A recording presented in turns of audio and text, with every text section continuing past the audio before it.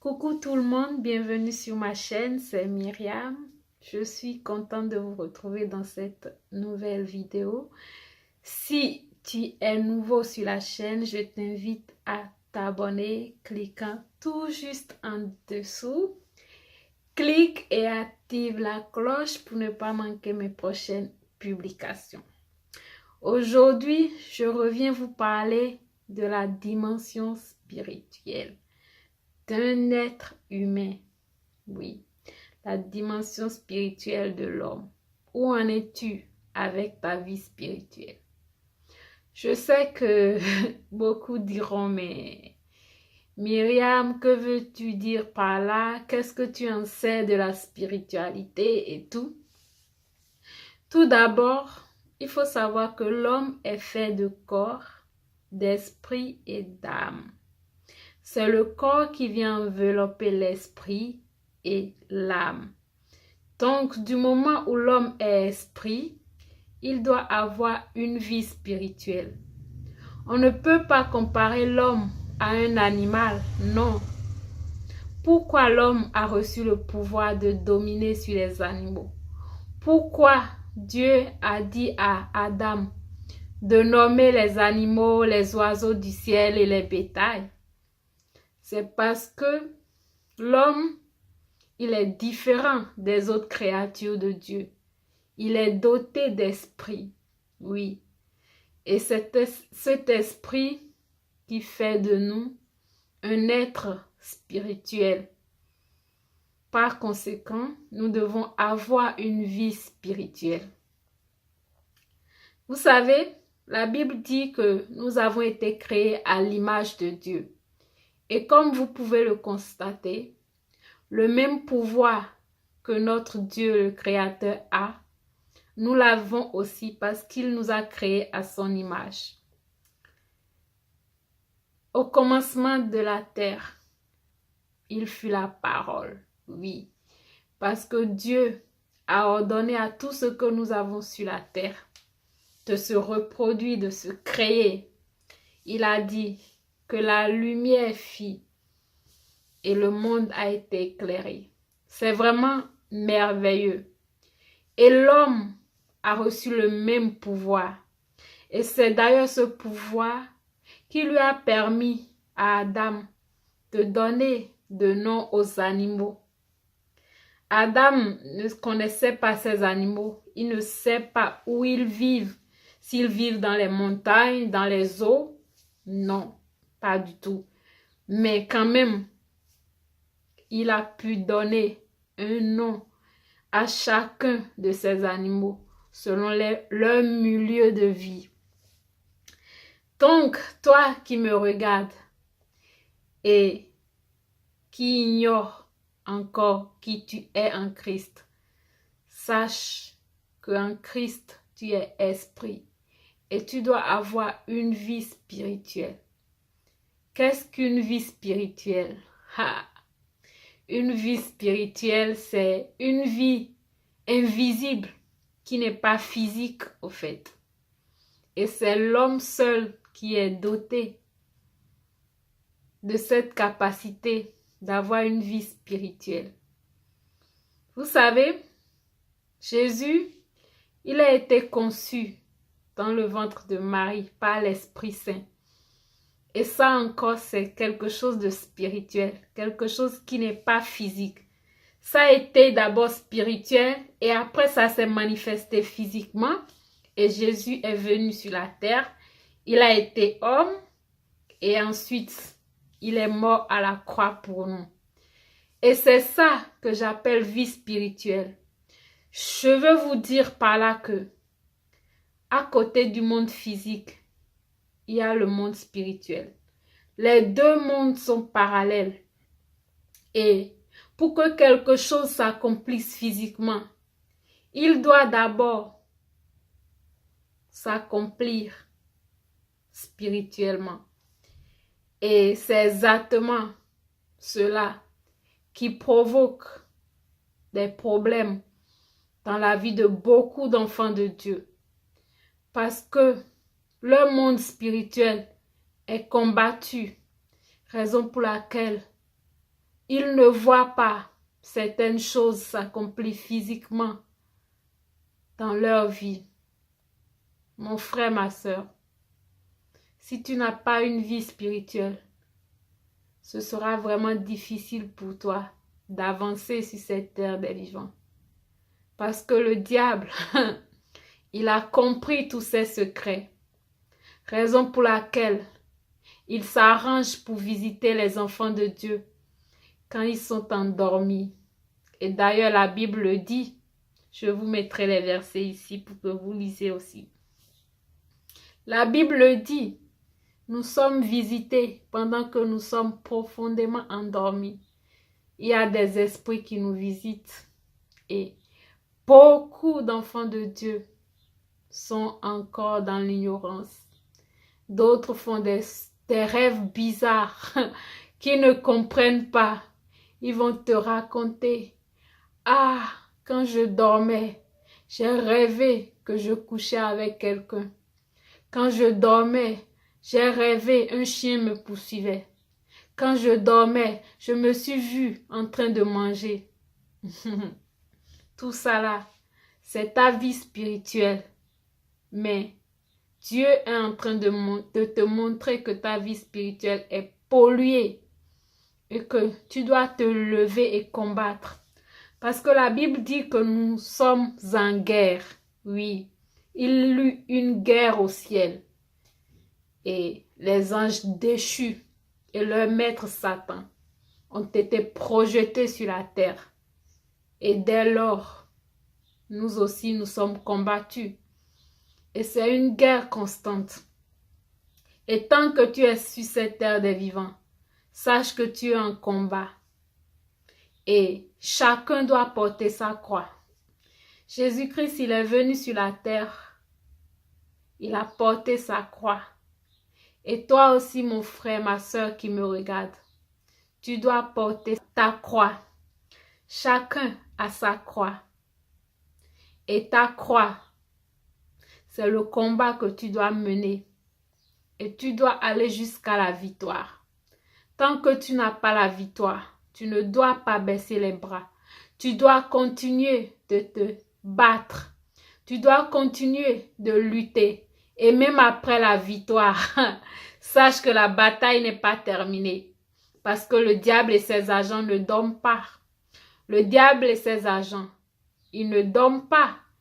Ils cherchent toujours des stratégies. Vous n'avez jamais vu Satan faire son discours. Mais moi, j'imagine Satan sur son trône avec ses serviteurs, à leur dicter des choses. Allez dans le monde, empêchez-les de lire la parole de Dieu. Empêchez-les de faire ci. Qu'ils soient distraits. C'est comme ça. Satan connaît les secrets mieux que nous.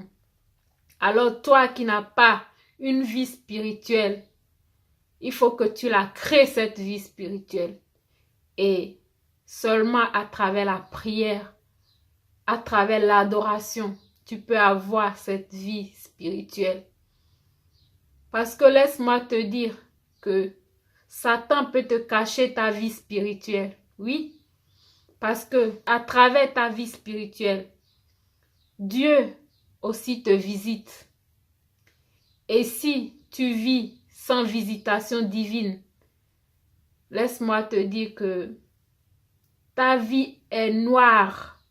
Et c'est comme ça que Satan joue avec l'ignorance des enfants de Dieu. Et il s'arrange vraiment qu'ils oublient qu'ils ont une vie spirituelle. Et c'est comme ça beaucoup d'hommes. Et ils disent, ah, moi je ne rêve pas. Ah, moi je ne veux pas écouter ces trucs-là de la parole de Dieu. C'est de n'importe quoi. Oui, ces gens-là sont aveuglés. Ils ne comprennent rien. Et il faut que tu expérimentes pour comprendre. Et c'est pour ça aujourd'hui, je suis venue te donner ce message. À quel niveau en es-tu dans ta vie spirituelle? Tu dois avoir une vie spirituelle. Oui, tu dois avoir une vie spirituelle. Et il faut prier Dieu pour qu'il t'aide à découvrir ce monde spirituel que tu ne connais pas encore. Parce que le diable t'a aveuglé et t'empêche de le découvrir. Parce qu'il sait qu'une fois que tu auras découvert ce monde, tu seras vraiment un guerrier de la prière, une guerrière de la prière, un grand combattant dans le monde spirituel. Oui, souvent vous avez entendu parler de combat spirituel. Beaucoup de chrétiens ignorent ce qu'on appelle le combat spirituel. Oui, le diable, lui, connaît tout ça. Raison pour laquelle il est toujours armé. Toujours armé. Combien de fois je me suis vue dans les rêves, dans des endroits bizarres où on est en train de me bombarder. Vous n'y croirez pas, mais c'est vrai. Et quand vous faites ce genre de rêve, sachez que Dieu est en train de vous dire que vous êtes en combat. Oui. Je me souviens un jour, j'ai fait un rêve. Dans ce rêve, j'étais à côté de mon lycée en Afrique. Mon lycée que j'avais déjà fréquenté il y a des années. Et j'ai vu un monsieur qui est arrivé. Il avait des bombes. Et tout juste à côté de moi, il a lancé une bombe qui a fait boum. Et j'ai sauté. Et après, une guerre s'est éclatée. Je courais. Après, j'ai escaladé un mur. Il y avait des bombes partout, je vous assure. J'avais même peur quand je me suis réveillée. Dieu me dit, Myriam, tu es en guerre. Tu es en guerre. Et comme ça, vous savez ce que Dieu m'a révélé? Dieu m'a dit, Myriam, si tes ennemis utilisent des bombes, toi aussi tu peux utiliser des bombes. Et comme ça, un autre jour, j'ai prié et j'ai dit dans ma prière, j'envoie des bombes, des missiles dans le camp de mes ennemis.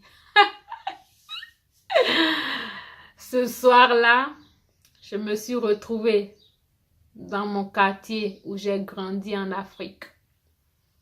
Et il y avait du feu partout. Ils étaient en train d'incendier des voitures, des maisons. Et il y avait même un homme. Ils ont jeté de l'essence sur lui et l'ont brûlé vivant. Et j'ai vu que beaucoup de gens étaient armés. Et moi, j'avais peur. Je ne voulais pas passer par là. Je cherchais tous les moyens pour aller contourner. Et chaque fois, je voyais que la voie était bloquée. Et dans le rêve, je vois un homme qui avait un fusil en main. Et je ne savais pas que cet homme voulait me protéger. Hein. Quand je l'ai en même temps croisé, j'ai eu peur. Je voulais fuir. Et il m'a dit, non, non, non, non, toi, tu peux passer. C'est après que je me suis réveillée.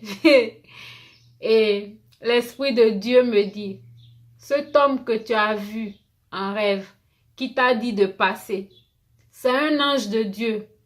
Lui, il était là pour combattre pour toi. Raison pour laquelle il t'a dit que toi, tu peux passer. Parce que tu n'es pas son ennemi. Son ennemi, c'est Satan. Il faut vraiment expérimenter ces choses pour comprendre. Tout chrétien doit avoir une vie spirituelle. Si ta vie spirituelle est encore inactivée, tu dois l'activer. Et c'est pas la prière, c'est pas les louanges, c'est pas l'adoration. J'ai encore beaucoup de choses à vous raconter. Mais malheureusement, je ne peux pas tout vous raconter dans une seule vidéo. Comme je vous ai dit dans ma précédente vidéo, je reviendrai avec beaucoup de témoignages qui vont même vous choquer. Mais ce sont des choses que j'ai réellement vécues. Et c'est un grand témoignage pour les enfants de Dieu. Oui, il est écrit dans la Bible, vous ferez témoignage de moi. Beaucoup ne croient pas au témoignage. D'ailleurs, l'autre fois, il y a un ami qui est venu chez moi et on a discuté pendant 1 heure. Et c'est quelqu'un qui croit en Dieu. Tu vois, tu crois que tu as un père qui t'a donné la vie, mais tu ne connais pas sa maison. Tu ne connais pas son caractère. Tu ne sais pas qui il est réellement. Et c'est comme ça. Les enfants de Dieu, ils savent qu'ils ont un créateur. Ils savent que Dieu les a créés, mais ils ne connaissent pas le royaume de leur père. Et voilà, cet ami me dit, « Ah, Myriam, tu sais, moi je sais que Dieu existe et tout, mais sincèrement, j'ai du mal à croire à la Bible parce que la Bible, ce sont les hommes qui l'ont écrit. Je ne crois pas à ces histoires. Même à Jérusalem, le tombeau de Jésus qu'ils ont laissé là-bas, j'ai vraiment de doutes et tout et tout. » Nous avons discuté de long en large. Et j'ai dit, mon frère, je comprends tout ce que tu dis. C'est simplement parce que tu n'as pas une vie spirituelle. Tu n'as pas expérimenté Jésus. Tu n'as pas expérimenté la foi. Et je prie Dieu qu'il touche ton cœur. Parce que il y a une chose que vous ignorez. On ne force jamais quelqu'un à venir à Dieu. Parce qu'il faut d'abord que cette personne ouvre son cœur. Et ce cœur dont nous parlons, c'est l'esprit. C'est l'esprit. L'esprit, c'est ton cœur. Et une fois que tu as ouvert ton cœur, le Saint-Esprit, il rentre par là. Et comme ça, il y aura une relation entre ton Dieu et toi. Et tant qu'il n'y a pas cette relation, beaucoup continueront à rester dans l'ignorance. Et c'est ce que le diable veut. Il veut que les enfants de Dieu soient dans l'ignorance pour qu'il en profite. Et souvent, il en rigole. Combien de fois Satan n'est pas venu dans votre maison? Il s'est assis confortablement dans vos fauteuils. Il rigole. Parce que lui, il est venu là pour vous diviser. Il est venu là avec ses démons qui sont aussi là en train de rigoler. Parce qu'ils ont un but. Parfois, il y a des disputes qui se déclenchent. Mais personne ne comprend pourquoi et comment. Vous vous chamaillez, vous criez, vous vous claquez la porte. Et après, vous vous demandez, mais qu'est-ce qui s'est passé? Oh, Satan, il est déjà parti. Il a déjà fait ce qu'il était venu faire. Il a déjà accompli sa mission. Alors, mon frère, ma soeur, fais très attention. Si tu écoutes ce message et tu n'as pas encore une vie spirituelle, c'est le moment de la créer.